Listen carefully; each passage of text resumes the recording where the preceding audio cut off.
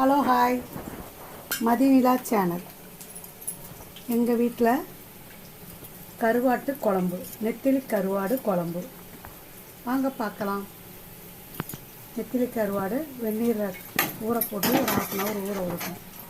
அதுக்கு இடையில் நம்ம காலிஃப்ளவர் பக்கோடா, காலிஃப்ளவர் க்ளீன் பண்ணிவிட்டு வெந்நீரில் ஊற வச்சு மஞ்சத்தூள் உப்பு போட்டு அலம்பிட்டு மிளகாத்தூள், கார்ன்ஃப்ளவர் மாவு, தேவையான அளவு இஞ்சி பூண்டு பேஸ்ட் கொஞ்சம் போட்டு சேர்த்து ஒரு 1/2 hour ஊற விட்டு எண்ணெயில் பொரித்து எடுத்தோம்னா காலிஃப்ளவர் பக்கோடா தயார். நெக்ஸ்ட்டு கருவாட்டு குழம்பு.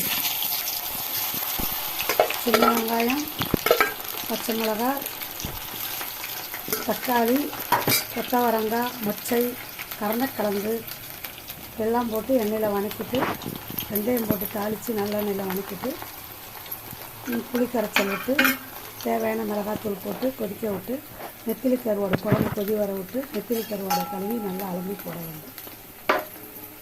போட்டால் தயாரான கருவாட்டு குழம்பு, நெத்திலி கருவாடு குழம்பு தயார்.